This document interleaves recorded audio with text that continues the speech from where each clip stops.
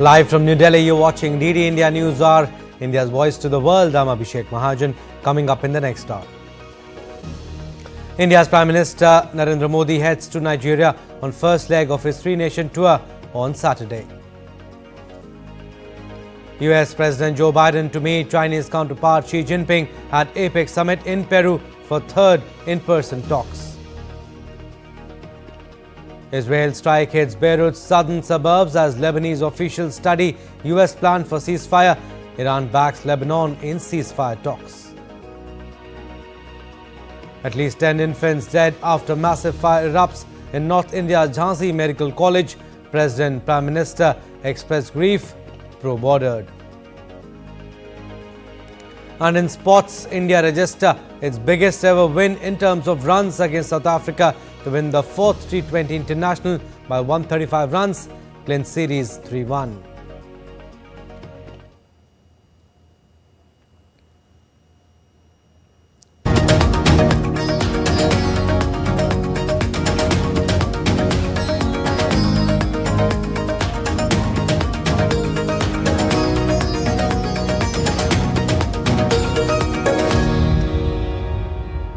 In a tragic incident, in fact, at least 10 infants were killed after a massive fire broke out at the neonatal intensive care unit of Jhansi Medical College in North India's Uttar Pradesh on Friday.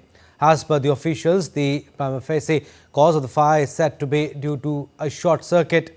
Meanwhile, UP Chief Minister Yogi Adityanath has expressed deep sorrow over the accident and directed the Divisional Commissioner and DIG of Jhansi to submit a report regarding the incident within 12 hours.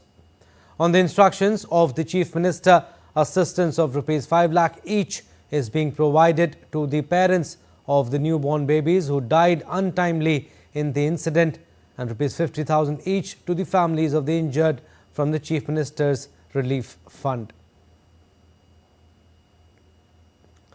President Draupadi Murmu expressed deep sorrow over the tragic incident at Maharani Lakshmibai Medical College in Jhansi.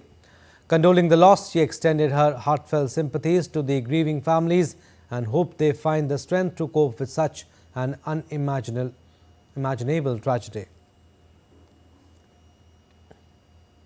Prime Minister of India Narendra Modi expresses his deep felt condolences over the tragic fire accident that occurred at the Jhansi Medical College in Uttar Pradesh. In a heartfelt message on social media platform X, Prime Minister said, and I quote, "Heartbreaking. The fire accident at Jhansi Medical College in Uttar Pradesh is heart-wrenching. My deepest condolences to those who have lost their innocent children in this.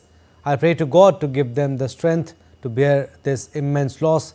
The local administration, under the supervision of the state government, is making every possible effort for relief and rescue." Unquote. PM Modi also announced an ex gratia of ₹2 lakh from PMNRF for the next of kin of each deceased in the mishap in the fire accident. The injured would be given ₹50,000.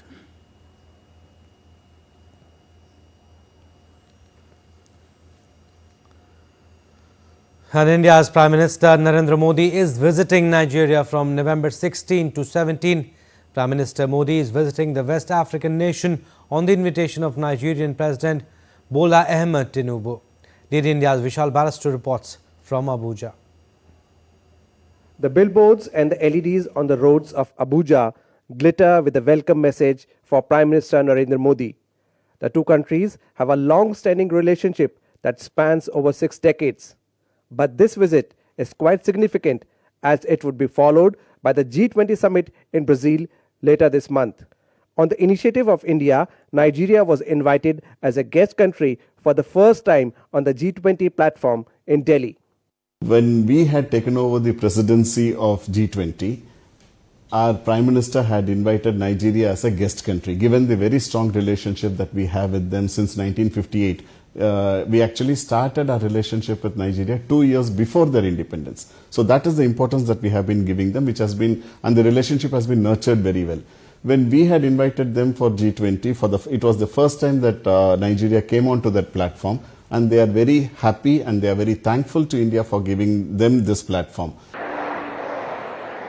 During the 2-day visit, Prime Minister will have a one-on-one meeting with the Nigerian President at the President Villa. MOUs in the field of culture, digital economy and survey are expected to be inked during this visit.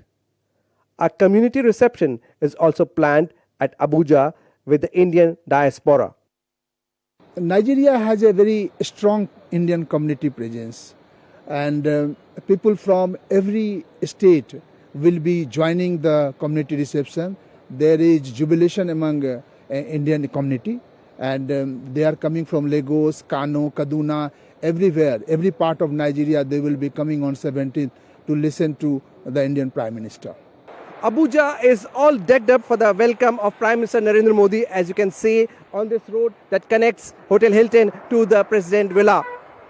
With $27 billion investment, 200 Indian companies are the second biggest employer in Nigeria after the federal government. Indian companies dominate the economy of Nigeria. From pharma to two-wheelers, they are a big source of employment for the Nigerians. We are an Indian group which is employing more than 1,500 Nigerians. And as you might know, the Indian companies in Nigeria are the second largest employer of labor. Working with Simba Group and Mr. Grover has been excellent. My working with Simba Group for over 5 years, I've gained experience not only in renewable energy, also bicycles. It has helped me, it has impacted me in my career. With this visit of Prime Minister Narendra Modi, both nations expect to strengthen bilateral trade and work closely on people-to-people contact. India established its diplomatic mission in Lagos in 1958, 2 years before Nigeria's independence. Vishal Baristo's report for DD India. And PM Narendra Modi inaugurates the first Bodoland Mahotsav at Delhi's Sai Indira Gandhi Sports Complex. The two-day event celebrates Bodo language, literature and culture, focusing on peace and unity while showcasing Bodoland's rich heritage. DD India's Tapos Bhattacharya files this report. Prime Minister Narendra Modi inaugurated the first Bodoland Mahotsav at Delhi's Sai Indira Gandhi Sports Complex, marking a historic celebration of Bodo language, literature and culture. With the theme Peace and Harmony for Prosperous Bharat, the celebration is also a testament to the transformative impact of the 2020 Bodo Peace Accord signed under the leadership of Prime Minister Narendra Modi. The Prime Minister hailed the accord, calling it a new path of development in the entire Northeast.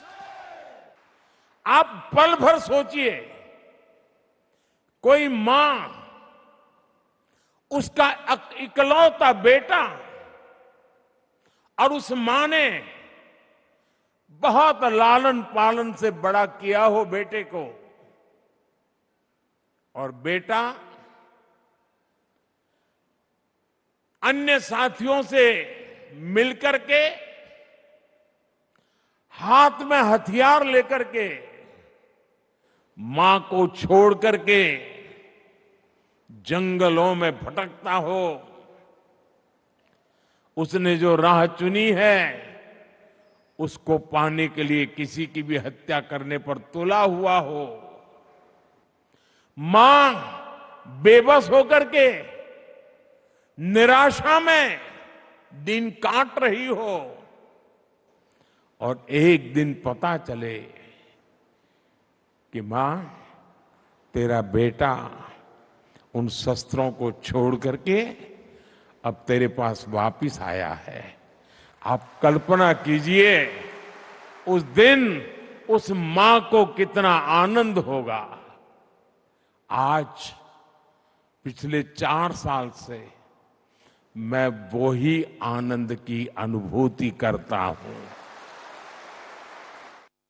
Setting dawn of massive development, PM said that after signing Bodo Peace Accord, the vibrant cultural and linguistic heritage and tourism potential has provided more job opportunities in Bodoland.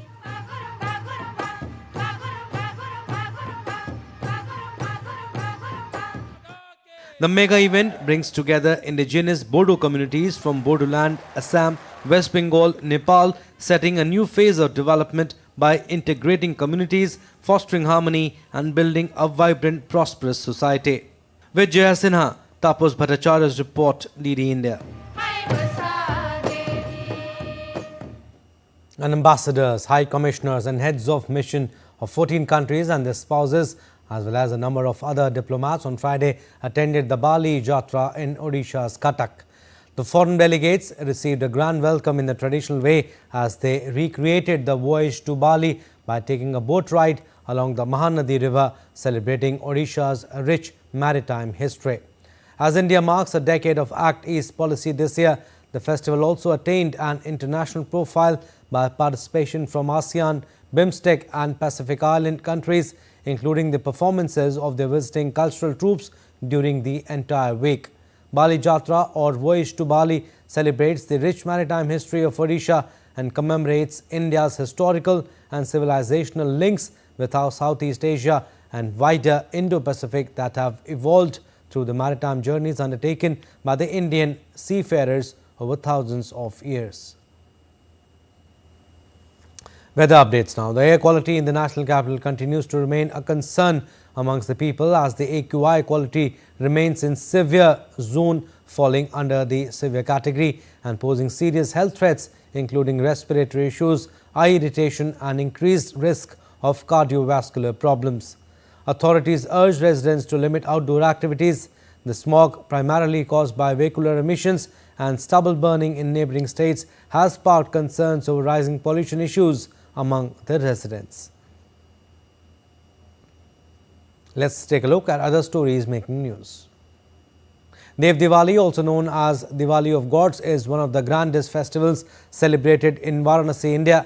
Held on the full moon night of Kartik Purnima, it marks a unique blend of spirituality, tradition and spectacular festivities that draw devotees and tourists from across the world.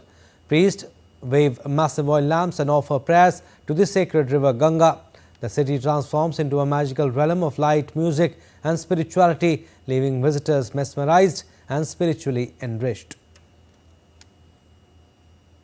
Devotees offer prayers at Sabrimala temple in Pathanamthitta, Kerala. Temple dedicated to Lord Ayappa is one of the most revered pilgrimage sites in India. Located in the dense Periyar Tiger Reserve, the temple attracts millions of devotees each year, especially during the annual Mandal Makarvelukku season. The idol of Lord Ayappa, adorned sacred ornaments, is the main attraction. Devotees seek his blessings, chanting Swamiye Saranam Ayappa. Nestled in the heart of Kashmir, Pampore, often referred to as the saffron town, is captivating visitors with the enchanting allure of his world-renowned saffron, also known as red gold. This small town is famed for its unique saffron fields, which bloom in vibrant hues during the autumn season. Every year, from late October to early November, Pampore transforms into a tourist hotspot as the saffron flowers blanket the fields in a sea of purple. The delicate blossoms fill the air with an irresistible fragrance, luring travelers from across the globe. The Shillong Cherry Blossom Festival is a vibrant and unique celebration of nature and culture. Held annually in Meghalaya's capital Shillong, this festival coincides with the blooming of the Himalayan cherry blossoms, painting the city in hues of pink and white. These blossoms transform the city into a magical wonderland, especially along the Watts Lake polo grounds and other scenic spots. The event has grown to become a significant attraction for both locals and tourists, blending natural beauty with cultural festivities. Still to come on this edition of DD India News Hour. Volodymyr Zelensky says Ukraine conflict will end sooner with Donald Trump in office. US President-elect Donald Trump continues to nominate allies for his new White House team. And Dutch government survives dispute over Amsterdam violence.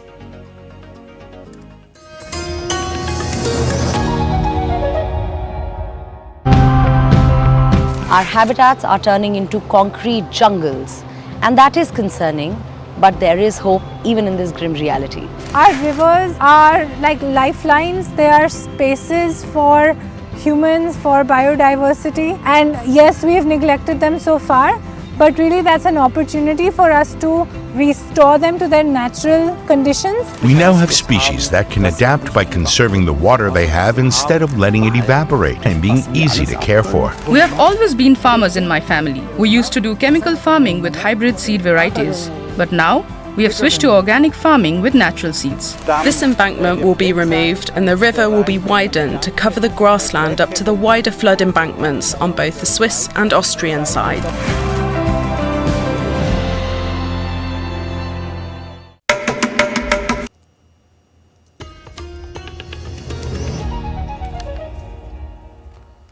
Welcome back. You're watching DD India News Hour. I'm Abhishek Mahajan. Some more stories, updates from West Asia conflict now.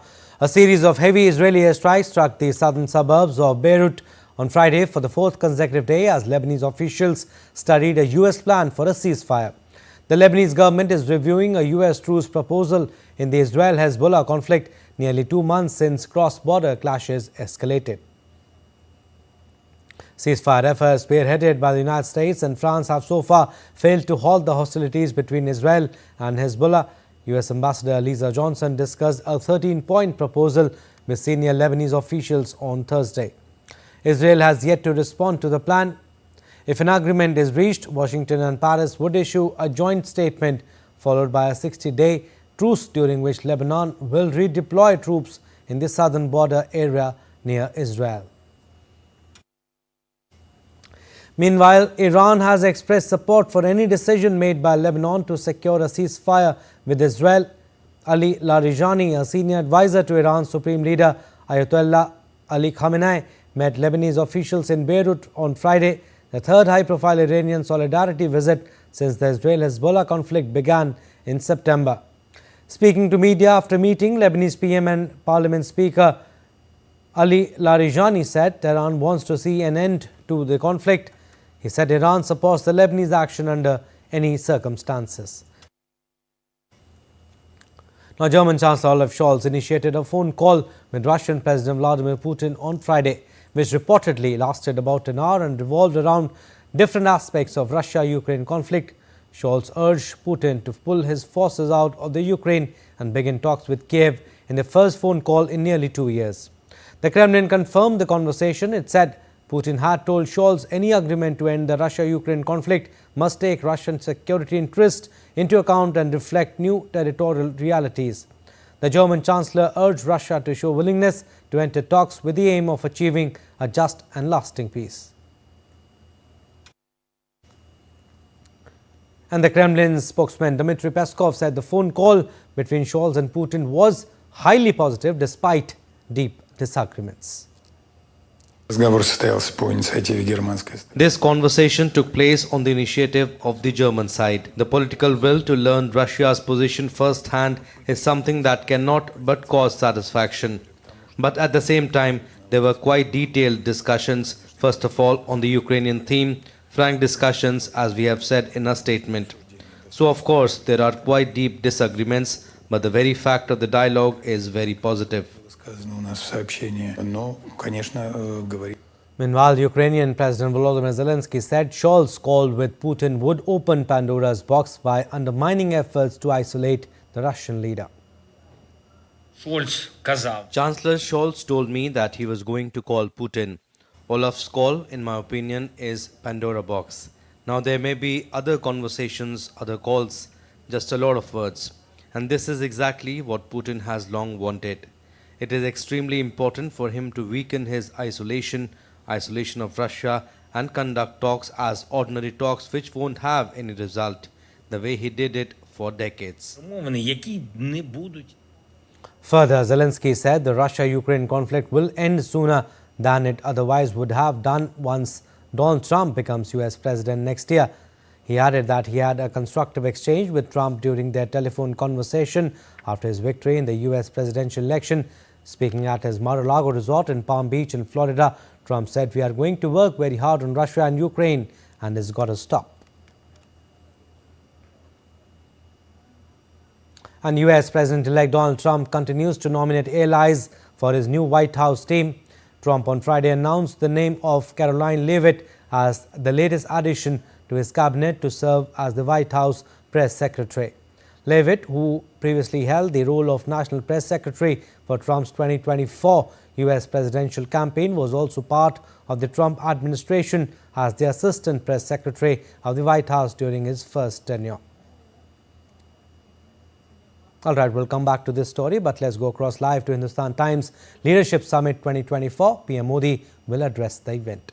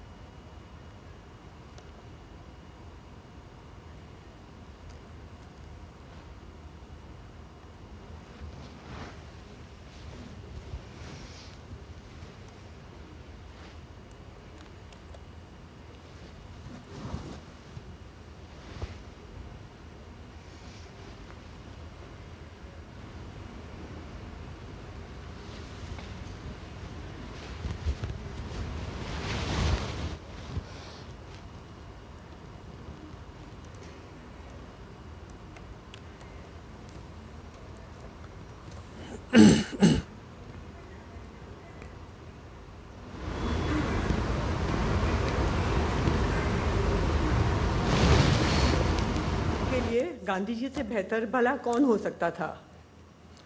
प्रधानमंत्री जी, शताब्दी वर्ष में भी Hindustan times आज भी एक young अखबार है, एक ऐसा अखबार जो भारत की युवा आबादी को एक्सप्रेशन देने में कभी पीछे नहीं रहता। यह हमारे गाइडिंग प्रिंसिपल्स का हिस्सा है। हमारे देश और इस अखबार का अतीत एक दूसरे से जुड़ा हुआ है। हमारे न्यूज़ रूम में हमेशा इंडिया फर्स्ट की भावना को पहला स्थान दिया है। आज हम सन 2047 में विकसित भारत के संकल्प की पूर्णता के लिए कमिटेड हैं। प्रधानमंत्री जी, ऐतिहासिक अवसर पर हिंदुस्तान टाइम्स पर डाक टिकट रिलीज़ करने के लिए आपको दिल से धन्यवाद देती हूँ।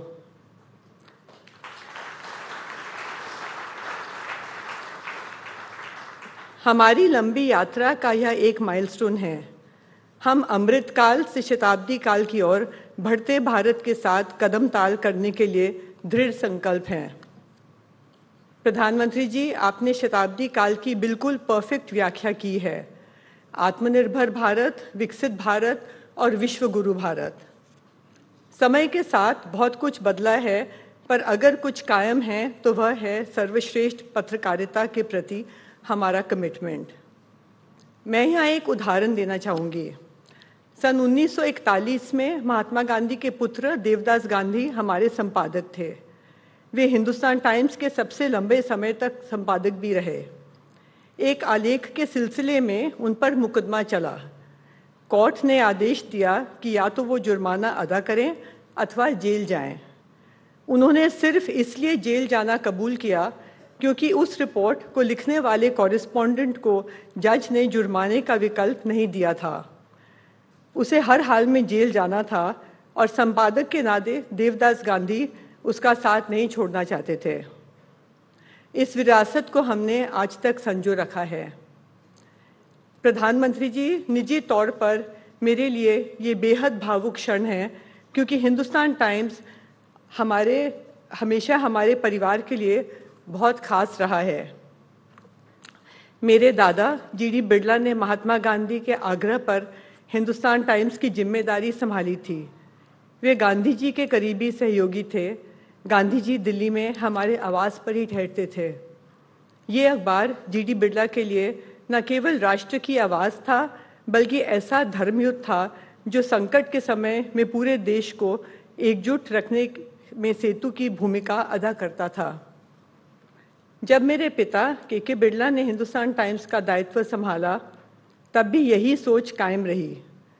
आज़ादी के बाद उनकी लीडरशिप में हिंदुस्तान टाइम्स नए मजबूत और डेमोक्रेटिक भारत के निर्माण में मुखर पार्टनर बना रहा।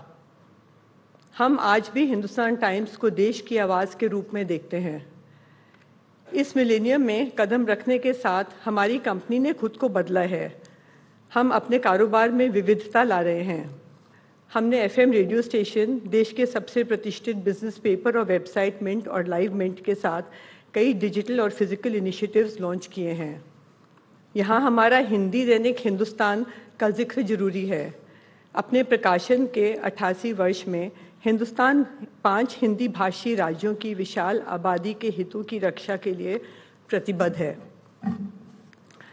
HT ने शताब्दी वर्ष में देश में कई शहरों में हम छात्रों के लिए हमने नेशनल डिबेट की मेजबानी कर रहे हैं।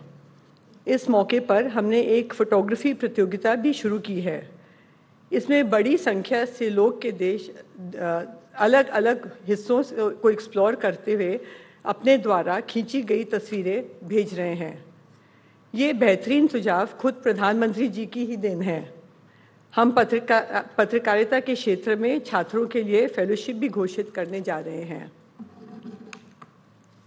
प्रधानमंत्री जी, आपके नेतृत्व में भारत ने तेजी से प्रगति की है। आज यह दुनिया की 5वीं बड़ी इकोनॉमी है और अगले चंद वर्षों में हम 3री सबसे बड़ी इकोनॉमी बन जाएंगे। आपने आम आदमी के संस्कार और बुनियादी सुविधाओं पर गजब का काम किया है।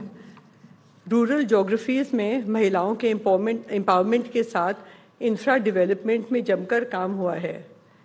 एक तरफ हम गति शक्ति मिशन के साथ बुलेट और रैपिड ट्रेन्स को बढ़ावा दे रहे हैं, तो दूसरी तरफ स्पेस में भी छलांग लगा रहे हैं। आपकी प्रधानमंत्री गरीब कल्याण अन्न योजना को समूची दुनिया में सराहना मिली है। डिजिटल इंडिया का आपका सपना भी तेज़ी से साकार हो रहा है। आज विश्व के 46% डिजिटल पेमेंट भारत में किए जाते हैं। अब हम समूची दुनिया के सामने सर उठाकर कह सकते हैं कि हमने ये अचीवमेंट डेमोक्रेसी के सर्वोच्च सिद्धांतों पर चलकर हासिल किया है। हमारा लोकतंत्र सत्यम शिवम सुंदरम के भारतीय कॉन्सेप्ट पर आधारित है। प्रधानमंत्री जी, आज इतिहास के साक्षात्कार के इन गरिमापूर्ण लम्हों में मैं आपको भरोसा दिलाना चाहती हूँ कि हिंदुस्तान टाइम्स इंडिया फर्स्ट की अपनी 100 साल पुरानी नीति पर चलते हुए नए भारत के निर्माण में अपनी सकारात्मक भूमिका अदा करता रहेगा। यही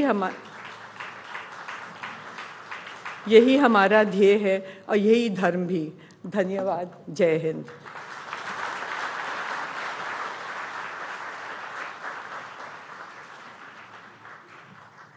May I now request the directors of Hindustan Times, Mr. Priyavrat Bhartiya and Mr. Shamit Bhartiya, to please join us on stage. May I also request Ms. Vandita Kaul, Secretary, Department of Posts, Ministry of Communications, to please present the first album to the Honorable Prime Minister for the release of the commemorative postage stamp for 100 years of Hindustan Times.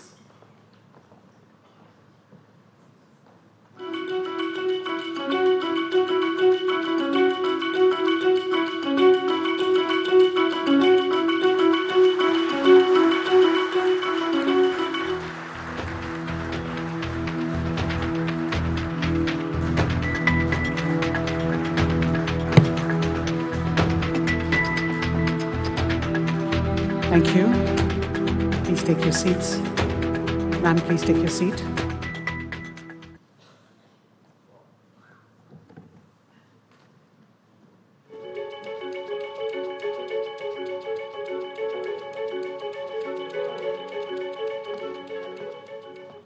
अब मैं प्रधानमंत्री जी से निवेदन करती हूँ कि वो हमें संबोधित करें।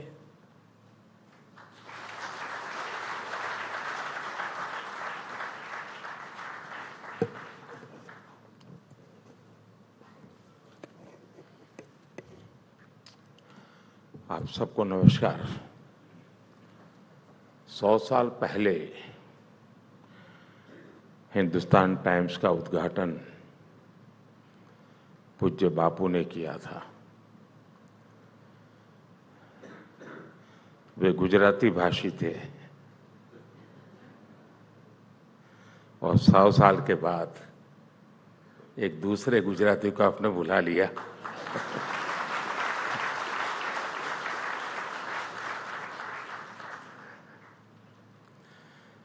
इस ऐतिहासिक यात्रा के लिए मैं हिंदुस्तान टाइम्स को और 100 साल की यात्रा में जो लोग इससे साथ जुड़े हैं,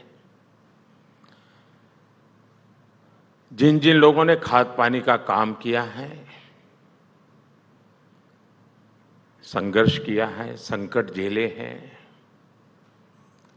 लेकिन टिके रहे हैं, वे सब आज बधाई के पात्र हैं, अभिनंदन के अधिकारी हैं। मैं आप सबको 100 साल की यात्रा बहुत बड़ी होती है। आप सब इस अभिनंदन के हकदार हैं और मेरी तरफ से भविष्य के लिए भी आपको अनेक अनेक शुभकामनाएं हैं। अभी जब मैं आया तो फैमिली के लोगों से मिलना तो हुआ ही हुआ, लेकिन मुझे 100 साल की यात्रा, एक शानदार एग्जीबिशन देखने का अवसर मिला। मैं भी आप सबको कहूँगा, अगर समय है तो कुछ समय वहाँ बिता करके ही जाना। ये सिर्फ एक एग्जीबिशन नहीं है, मैं कहता हूँ ये एक एक्सपीरियंस है। ऐसा लगा जैसे 100 साल का इतिहास आंखों के सामने से गुजर गया। मैंने उस दिन के अखबार देखे जो देश की स्वतंत्रता और संविधान लागू होने के दिन छपे थे। एक से बढ़कर एक दिग्गज महानुभाव हिंदुस्तान टाइम्स के लिए लिखा करते थे। Martin Luther King, Netaji Subhash Babu, doctor Shyama Prasad Mukherjee, Atal Bihari Vajpayee, doctor MS Swaminathan, इनके लेखों ने आपके अखबार को 4 चांद लगा दिए। वाकई हम बहुत लंबी यात्रा करके यहां तक पहुंचे हैं। स्वतंत्रता की लड़ाई लड़ने से लेकर आजादी के बाद आशाओं के अथाह समंदर की लहरों पर सवार होकर हम आगे बढ़े हैं। ये यात्रा अपने आप में अभूतपूर्व है, अद्भुत है। मैंने आपके अखबार की खबर में उस उत्साह को महसूस किया जो अक्टूबर 1947 में कश्मीर के विलय के बाद हर देशवासी में था। हालांकि उस पल मुझे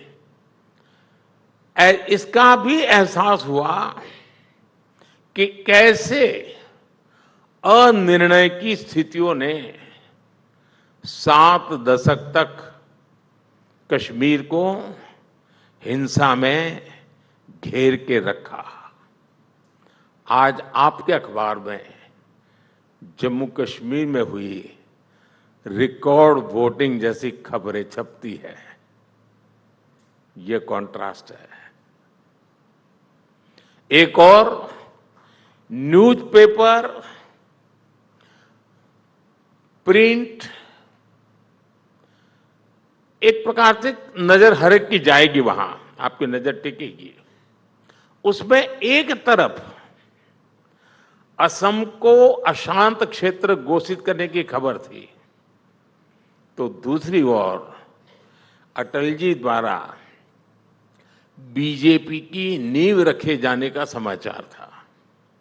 और यह कितना सुखद संयोग है कि बीजेपी आज असम में स्थायी शांति लाने में बड़ी भूमिका निभा रही है। अभी कल ही मैं बोडो क्षेत्र के लोगों के साथ एक शानदार कार्यक्रम में मौजूद था और मैं हैरान हूं कि दिल्ली के मीडिया ने इस बड़ी घटना को मिस किया है। उन्हें अंदाज ही नहीं है कि 5 दशक के बाद बम, बंदूक और पिस्तौल छोड़ करके, हिंसा का रास्ता छोड़ करके दिल्ली के छाती पर बोडो के नौजवान बोडो कल्चरल फेस्टिवल बना रहे हैं। इतिहास की बहुत बड़ी घटना है। मैं कल वहां था, मैं हृदय से फील कर रहा था।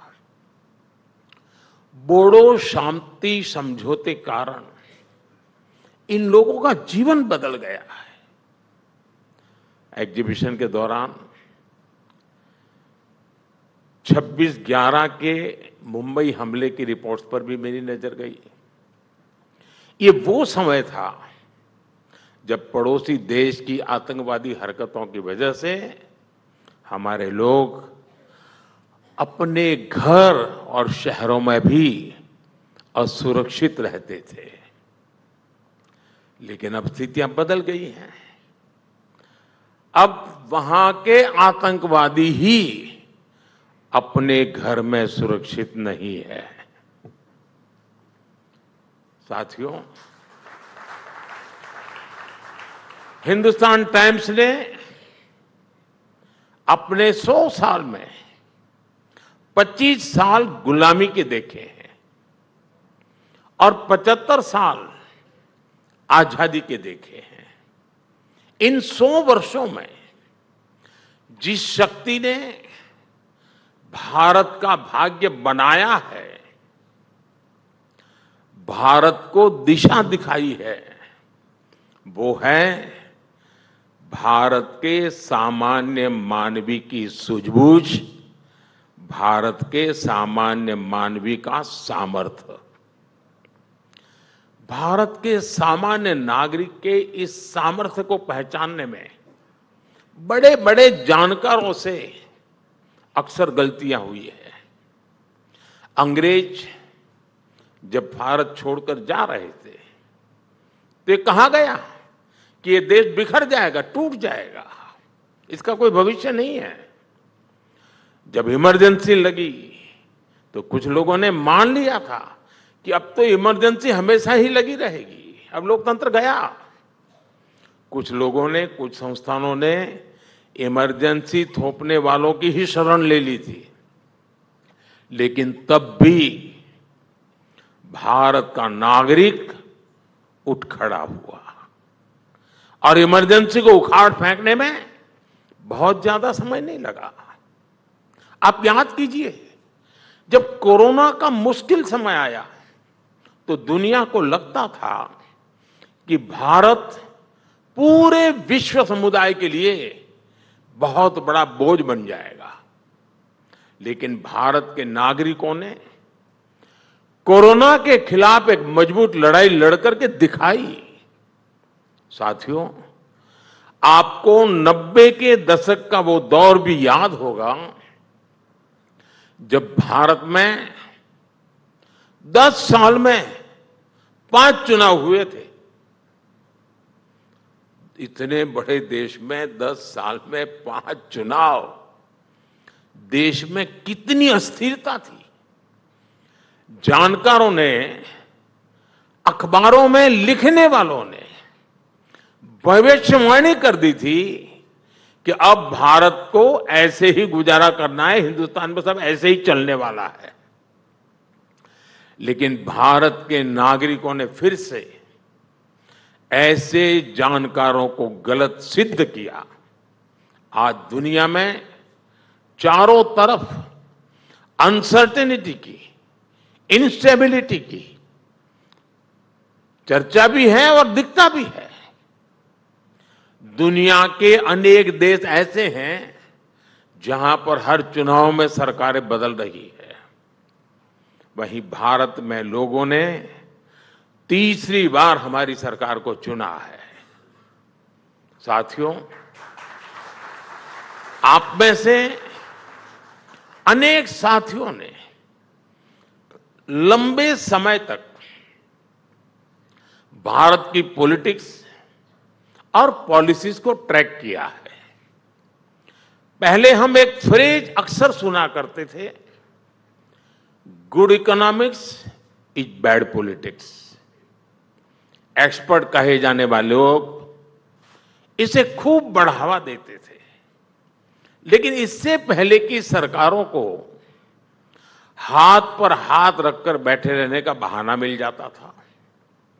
ये एक तरह से बैड गवर्नेंस को, इनएफिशिएंसी को कवर करने का माध्यम बन गया था। पहले सरकार इसलिए चलाई जाती थी कि बस अगला चुनाव जीत लिया जाए। चुनाव जीतने के लिए एक वोट बैंक बनाया जाता था और फिर उस वोट बैंक को खुश करने के लिए योजनाएं बनती थी। इस प्रकार की पॉलिटिक्स ने सबसे बड़ा नुकसान यह किया कि देश में असंतुलित, असमानता, इसका दायरा बहुत बढ़ता गया। कहने को विकास बोर्ड लग जाता था, दिखता नहीं था। असंतुलित अवस्था ने, इस मॉडल ने जनता का सरकारों के प्रति विश्वास तोड़ दिया। हम आज इस विश्वास को वापस लाए हैं। हमने सरकार का एक पर्पस तय किया है। ये पर्पस वोट बैंक वाली जो पॉलिटिक्स होती है ना, उससे हजारों मील दूर है। हमारी सरकार का पर्पस, उसका उद्देश्य एक बड़ा है, विराट है, व्यापक है। हम progress of the people, progress by the people, progress for the people के मंत्र को लेकर चल रहे हैं। हमारा उद्देश्य नया भारत बनाने का है, भारत को विकसित बनाने का है। और जब हम इस विराट लक्ष्य को लेकर निकल पड़े हैं, तो भारत की जनता ने भी हमें अपने विश्वास की पूंजी सौंपी है। आप कल्पना कर सकते हैं, सोशल मीडिया के इस जमाने में मिस इन्फॉर्मेशन, डिसइंफॉर्मेशन, सब कुछ चारों तरफ अपने पैर जमा करके बैठा है। इतने सारे अखबार हैं, इतने सारे चैनल्स हैं। उस दौर में भारत के नागरिक का विश्वास हम पर है, हमारी सरकार पर है। साथियों, जब जनता का विश्वास बढ़ता है, आत्मविश्वास बढ़ता है, तो देश के विकास पर एक अलग ही प्रभाव दिखता है। आप जानते हैं, पुरानी विकसित सभ्यताओं से लेकर आज के विकसित देशों तक एक चीज हमेशा से कॉमन रही है। ये कॉमन चीज है रिस्क टेकिंग का कल्चर। एक समय था जब हमारा देश पूरे विश्व के कॉमर्स और कल्चर का हॉटस्पॉट था।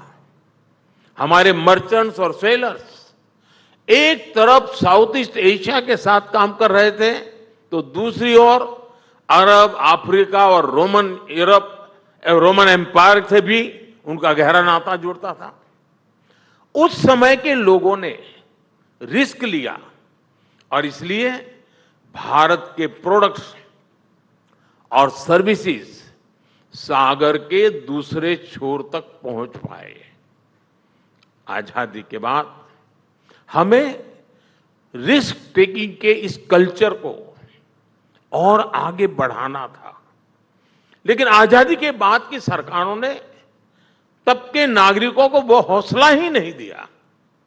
इसका परिणाम यह हुआ कि कई पीढ़ियां एक कदम आगे बढ़ाने और 2 कदम पीछे खींचने में ही गुजर गई।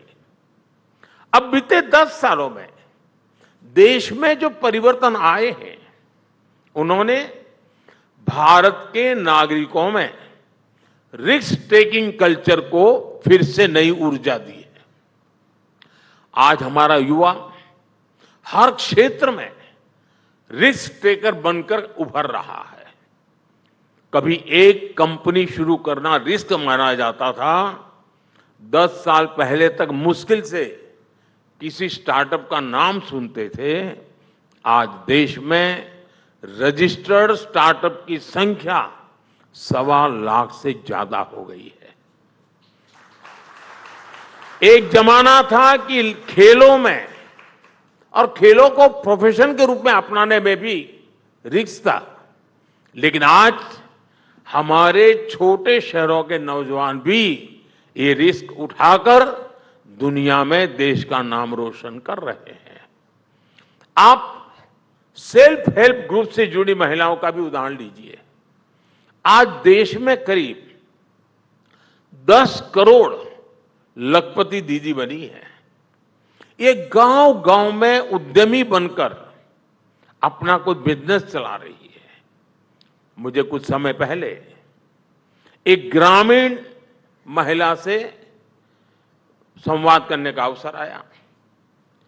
उस महिला ने मुझे बताया था कि कैसे उसने एक ट्रैक्टर खरीदा और अपनी कमाई से पूरे परिवार की आय बढ़ा दी। एक महिला ने एक रिस्क लिया और अपने पूरी परिवार का जीवन बदल डाला। जब देश के गरीब और मिडिल क्लास के लोग रिस्क लेना शुरू कर दें, तब बदलाव सही मायने में दिखने लगता है। यही हम भारत में आज होते देख रहे हैं। साथियों, आज भारत का समाज अभूतपूर्व एस्पिरेशन से भरा हुआ है। इन एस्पिरेशंस को हमने अपनी पॉलिसीज का बड़ा आधार बनाया है।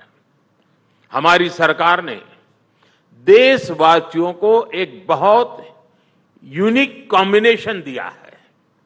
ये कॉम्बो इन्वेस्टमेंट से एम्प्लॉयमेंट, डेवलपमेंट से डिग्निटी का है। हम विकास का ऐसा मॉडल लेकर चल रहे हैं जहां इन्वेस्टमेंट हो, इन्वेस्टमेंट से एम्प्लॉयमेंट जनरेट हो, डेवलपमेंट हो, और वो डेवलपमेंट भारत के नागरिकों की डिग्निटी बढ़ाए, डिग्निटी सुनिश्चित करें। अब जैसे देश में टॉयलेट्स बनाने का एक एग्जाम्पल है। मैं छोटी चीजें इसलिए हाथ पकड़ रहा हूं कि कभी कभी हमें लगता है इसका कोई मूल्य ही नहीं है, लेकिन इसकी कितनी बड़ी ताकत होती है मैं आपको उदाहरण से बताना चाहता हूं। हमारे देश में हमने एक मिशन लिया टॉयलेट बनाने का। देश की बहुत बड़ी आबादी के लिए ये सुविधा के साथ साथ सिक्योरिटी और डिग्निटी का भी माध्यम है। इस योजना की जब बात होती है तो अक्सर कहा जाता है कि इतने करोड़ शौचालय बने, ठीक है, बन गए होंगे, लेकिन ये जो शौचालय बने हैं ना, उनको बनाने में ईंटें लगी हैं, लोहा लगा है, सीमेंट लगा है, काम करने वाले लोग हैं, और ये सारा सामान किसी दुकान से गया है, किसी इंडस्ट्री से बना है, किसी ने किसी ट्रांसपोर्टर्स ने किसी के घर तक पहुंचाया है। यानी इससे इकोनॉमी को गति मिली है, बड़ी संख्या में जॉब क्रिएट्स हुए हैं। जब टॉयलेट बना तो लोगों का जीवन आसान हुआ, लोगों में सम्मान और स्वाभिमान का एक भाव पैदा हुआ, और साथ ही इसने डेवलपमेंट को भी गति दी। यानी इन्वेस्टमेंट से एम्प्लॉयमेंट, डेवलपमेंट से डिग्निटी, इस मंत्र की सफलता जमीन पर दिख रही है। साथियों, एक और उदाहरण एलपीजी गैस सिलेंडर का है। पहले जब किसी के घर में गैस होती थी तो अड़ोस पड़ोस के लोग ये सोचते हैं कोई बड़ा व्यक्ति है, उसका बड़ा रुतबा माना जाता, उनके पास गैस का चूल्हा है। जिसके पास गैस कनेक्शन नहीं होता था वो सोचता था कि काश उसका खाना भी गैस के चूल्हे पर बनता। हालत ये थी कि गैस कनेक्शन के लिए सांसदों से, पार्लियामेंट मेंबर से चिट्ठियां लिखवानी पड़ती थी। ये और मैं 21वीं सदी की शुरू की बात कर रहा हूं, मैं ये कोई 18वीं शताब्दी की बात नहीं कर रहा हूं। 2014 से पहले सरकार डिबेट करती थी, और डिबेट क्या करती थी? डिबेट ये होती थी कि साल में 6 सिलेंडर देने हैं या फिर 9 सिलेंडर देने हैं, इस पर डिबेट होती थी। हमने सिलेंडर कितने देने हैं इस डिबेट के बजाय हर घर गैस के चूल्हे का कनेक्शन पहुंचाने को प्राथमिकता बनाया। जितने गैस कनेक्शन आजादी के बाद के 70 साल में दिए गए, उससे ज्यादा हमने पिछले 10 साल में दिए हैं। 2014 में देश में 14 करोड़ गैस कनेक्शन थे, आज 30 करोड़ से ज्यादा है। 10 साल में इतने कंज्यूमर बढ़ गए, लेकिन क्या आपने कभी सुना है कि गैस की किल्लत है? नहीं सुना है।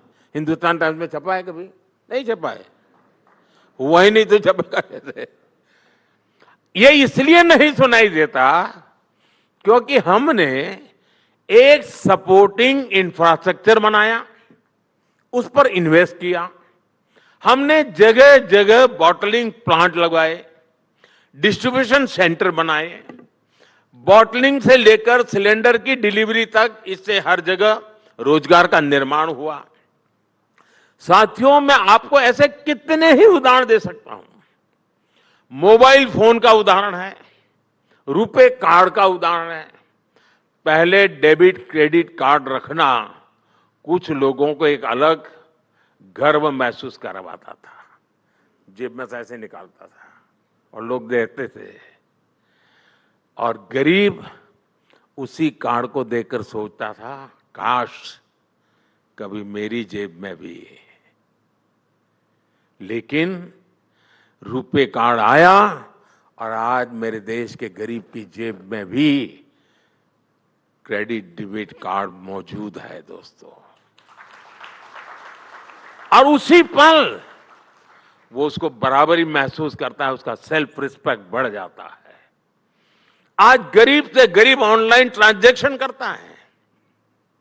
बड़े शॉपिंग मॉल में कोई महंगी कार से उतरकर भी वही यूपीआई इस्तेमाल करता है जो मेरे देश का रेहड़ी पटरी पर बैठा हुआ एक सामान्य इंसान भी उसी यूपीआई का उपयोग करता है। ये भी इन्वेस्टमेंट से एम्प्लॉयमेंट, डेवलपमेंट से डिग्निटी का बेहतरीन उदाहरण है। साथियों, भारत आज जिस ग्रोथ ट्रेजेक्टरी पर ही है, उसे समझने के लिए हमारी सरकार की एक और अप्रोच पर गौर करना जरूरी है। ये अप्रोच है spending big for the people, लेकिन साथ साथ दूसरा भी एक अप्रोच है save big for the people. हम ये कैसे कर रहे हैं, यह जानना शायद आपको दिलचस्प होगा। 2014 में हमारा यूनियन बजट 16 लाख करोड़ रुपए के आसपास था। आज ये बजट 48 लाख करोड़ रुपए का है। 2013-14 में हम कैपिटल एक्सपेंडिचर में करीब 2.25 लाख करोड़ रुपए खर्च करते थे, लेकिन आज का कैपिटल एक्सपेंडिचर 11 लाख करोड़ से ज्यादा है। ये 11 लाख करोड़ रुपए आज नए अस्पताल, नए स्कूल, सड़क, रेल, रिसर्च फैसिलिटी, ऐसे अनेक पब्लिक इंफ्रास्ट्रक्चर पर खर्च कर रहे हैं। पब्लिक पर खर्च बढ़ाने के साथ ही हम पब्लिक का पैसा भी बचा रहे हैं। मैं आपके सामने कुछ आंकड़े रख रहा हूं और मैं पक्का मानता हूं कि ये आंकड़े सुन करके आपको लगेगा अच्छा ऐसा भी हो सकता है। अब जैसे direct benefit transfer DBT, DBT से जो लीकेज रुकी है उससे देश के 3.5 लाख करोड़ रुपए बचे हैं। आयुष्मान भारत योजना के तहत मुफ्त इलाज से गरीबों के 1,10,000 करोड़ रुपए बचे हैं। जन औषधि केंद्रों में 80% डिस्काउंट पर मिल रही दवाइयों से नागरिकों के 30,000 करोड़ रुपए बचे हैं। स्टेंट और नी इम्प्लांट कीमतों को नियंत्रित करने से लोगों की हजारों करोड़ रुपए बचे हैं। उजाला स्कीम से लोगों को एलईडी बल्ब से बिजली बिल में 20,000 करोड़ रुपए की बचत हुई है। स्वच्छ भारत अभियान, स्वच्छ भारत मिशन के कारण बीमारियां कम हुई और इससे गांवों में हर परिवार के करीब 50,000 रुपए बचे हैं। यूनिसेफ का कहना है कि जिस परिवार के पास अपना टॉयलेट है उसके भी करीब 70,000 रुपए बचे हैं। साथियों, जिन 12 करोड़ लोगों के घर पहली बार नल से जल आया है, WHO ने उन पर भी एक स्टडी कराई है। अब साफ पानी मिलने से ऐसे परिवारों को हर साल 10,000 रुपये से ज्यादा की बचत हुई है। साथियों, 10 साल पहले किसी ने नहीं सोचा था कि भारत में इतना बड़ा बदलाव होगा। भारत की सफलता ने हमें और बड़ा सपना देखने और उसे पूरा करने की प्रेरणा दी है। आज एक उम्मीद है, एक सोच है कि ये सेंचुरी इंडिया की सेंचुरी होगी। लेकिन ऐसा करने के लिए और तेजी से काम करने के लिए हमें कई सारे प्रयास भी करने होंगे। हम उस दिशा में भी तेजी से काम कर रहे हैं। हमें हर सेक्टर में बेस्ट करने के लिए आगे बढ़ना होगा। पूरे समाज की सोच बनानी होगी कि हमें बेस्ट से कम कुछ भी स्वीकार नहीं करना है। हमने अपने प्रोसेस को ऐसा बनाना होगा कि भारत का स्टैंडर्ड वर्ल्ड क्लास कहा जाए। हमें ऐसे प्रोडक्ट्स बनाने होंगे कि भारत की चीजें दुनिया में वर्ल्ड क्लास कही जाए। हमारे कंस्ट्रक्शन पर ऐसे काम हो कि भारत का इंफ्रास्ट्रक्चर वर्ल्ड क्लास कहा जाए। शिक्षा के क्षेत्र में हमारा काम ऐसा हो कि भारत की एजुकेशन को वर्ल्ड क्लास स्वीकृति मिले। एंटरटेनमेंट के क्षेत्र में ऐसे काम हो कि हमारी फिल्मों और थिएटरों को दुनिया में वर्ल्ड क्लास कहा जाए। और इस बात को, इस अप्रोच को लगातार जनमानस में बना रखने के लिए हिंदुस्तान टाइम्स की भी बहुत बड़ी भूमिका है। आपका 100 साल का अनुभव विकसित भारत की यात्रा में बहुत काम आएगा। साथियों, मुझे पूरा विश्वास है कि हम डेवलपमेंट की इस पेस को बरकरार रखेंगे। बहुत जल्द हम दुनिया की तीसरी सबसे बड़ी इकोनॉमी बनेंगे।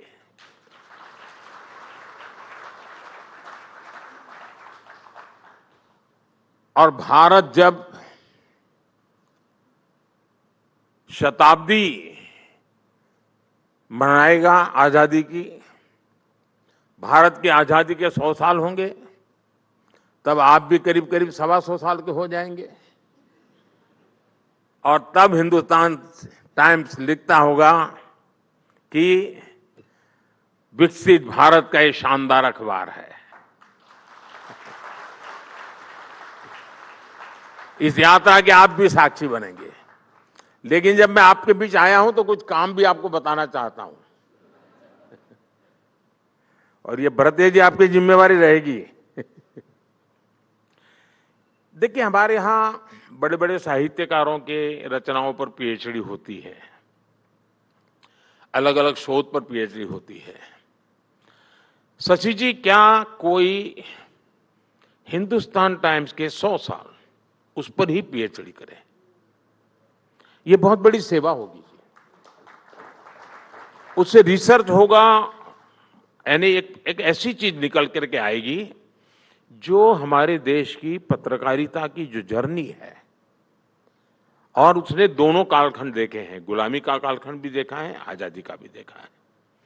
उसने अभाव के दिन भी देखे हैं और प्रभाव के दिन भी देखे हैं।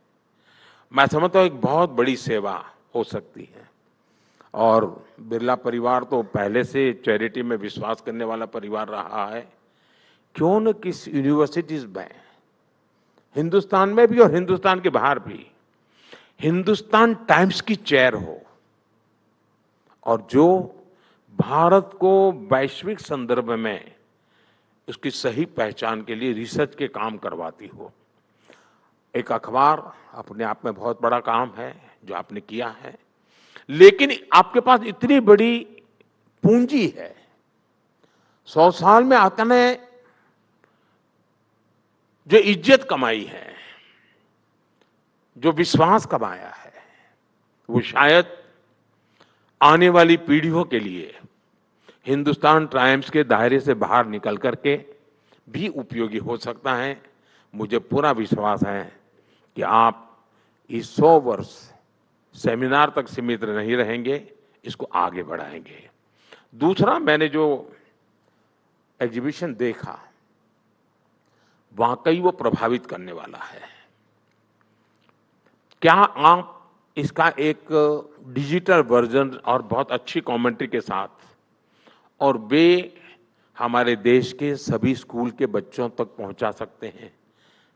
इससे पता चलेगा कि भारत में ये क्षेत्र कैसा है, कैसे कैसे भारत की विकास यात्रा में उतार चढ़ाव आए हैं, किन किन परिस्थितियों से भारत गुजरा है।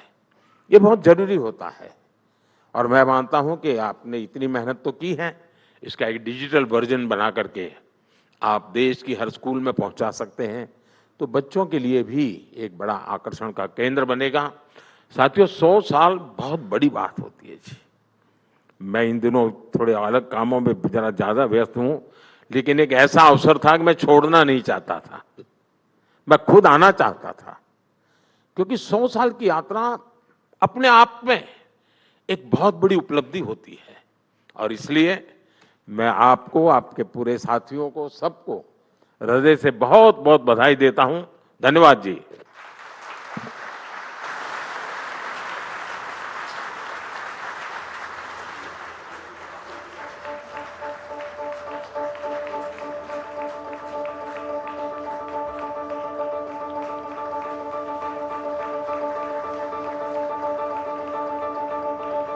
Thank you, Mr. Prime Minister, sir, for being with us and sharing your invaluable...